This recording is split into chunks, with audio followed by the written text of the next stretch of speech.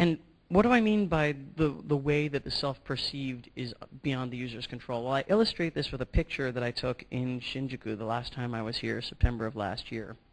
This is a guy in a big camera computer, in a film store. And I apologized to him. This picture's not in very good taste. I watched him as an ethnographer would watch somebody for 10 or 15 minutes. And I didn't disclose to him that I was doing so, and now I'm using him in public. So if you're in the room, I do apologize to you. If you're elsewhere in the city, I extend the same apology to you. This guy was a rank amateur at the art of photography. I had no idea who he was, but I knew that he was an amateur at photography because I watched him very nervously selecting film over the course of 15 minutes. He would pick a box of film off the shelf. He would turn it around, he would consider it, he would look unsure about it, he would put it back. And he would wait a little bit, and then he'd do it all over again. And he did this maybe 10 times with all of the film that you see here. And this was okay, because there was nobody there except for me, but let's forget about me for a second. There's nobody who knew him there to see him do that. So it doesn't matter. Now, we all like to think of ourselves as competent. We all like to present ourselves to the world as competent adult individuals. None of us, unless we're unusually humble, likes to admit to being amateur at something or less than fully competent. So although his performance of this little dance of selection that he was doing was a frank admission of that, it didn't matter because nobody could see it. But again, I'm going to ask you to step 3, 4, 5 years into the future, maybe not even that. And I'm going to ask you to understand that inside each and every single one of those film boxes is an RFID tag, which is reporting its location to the store and potentially to the logistics system beyond the store and potentially beyond that. And I'm also going to ask you that this individual has a K-tie on him or some equivalent or something at any event that will disclose his position in the world to somebody looking at this scenario from outside of it. And all of a sudden what we have is an example where anybody who knows this person can query the network, find out where he is, and in fact watch him do this very embarrassing almost, this dance of being unsure of himself, this dance of not knowing what film is the right one. Does that matter? Maybe not. Does he lose face? Maybe not. Unless he's a professional photographer, or unless he's just been hired by a company to be a professional photographer and has represented to them that in fact he knows what he's talking about. And then this scenario all of a sudden doesn't become so innocent. This scenario could be seen by the person who hired him, who begins to wonder, why am I paying this guy's salary to be a professional photographer when it's obvious by looking at this transaction that he's involved in that he doesn't know what the hell he's doing? This is the model that I am looking at as the decisive rupture in control over the way that we are perceived. This is an example, but there is, again, a very, very large class of transactions behind this example in which we do not have control over how we are perceived by other people. We do not have the right even to show the mask that we want. And so all of the masks get laminated together. We are both the lover and the child and the parent and the professional and the friend all at once. And most of us work fairly hard to keep compartmentalization in our lives. We work fairly hard to keep those personae separate from each other. What we're going to have in an everywhere world is a world in which all of those selves have become laminated together into one subject, and we are no longer able to choose how we're presented to people. And I think this is a recipe for social discohesion at the very least and social chaos at the maximum.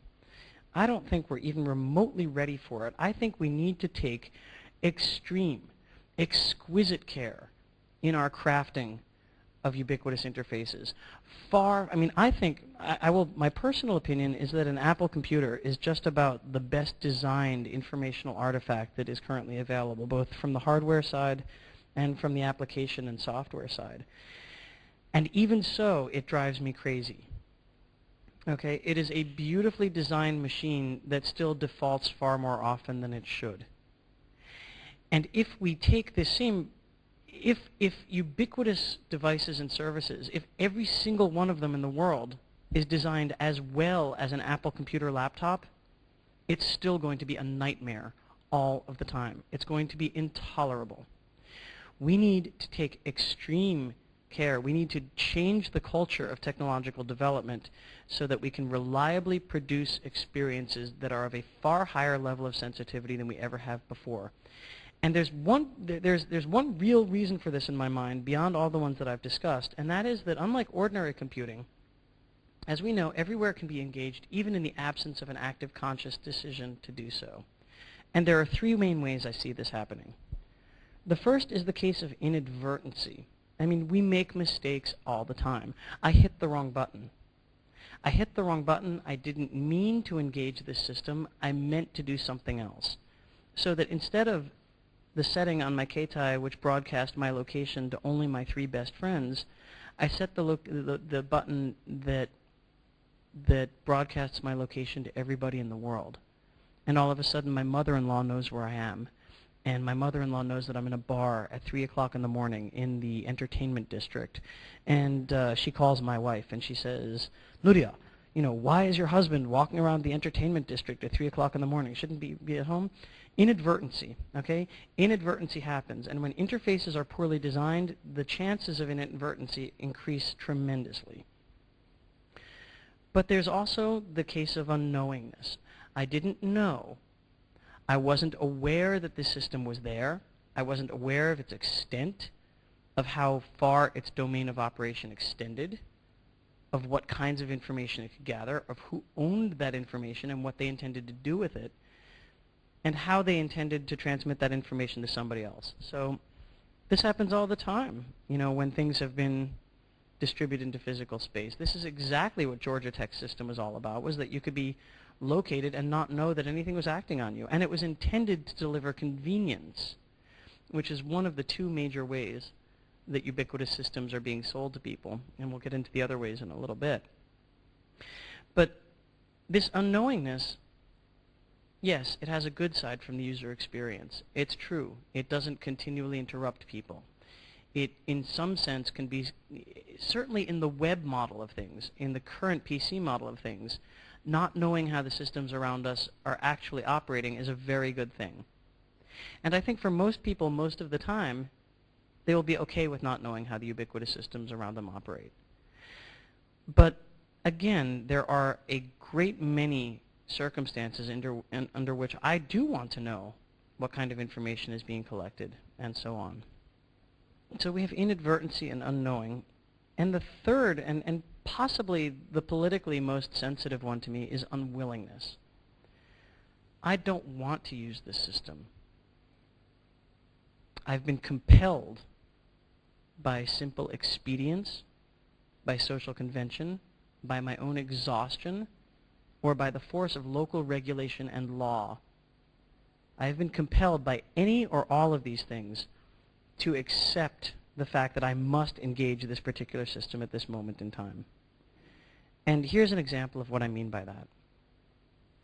Let's say that in the year 2010, the New York City Bus Authority, the Transit Authority, decrees that all of the buses in the system will hereafter scan everybody climbing onto the city bus for biometrics and identity. And let's say that I'm a libertarian, somebody who believes in the right of the individual to act in the world untrammeled by restrictive regulation and law. And let's say that I'm particularly offended by this, that the system that the Bus Transit Authority has designed is unacceptable to me. And so as a matter of political choice and as a matter of daily practice, I do not take buses.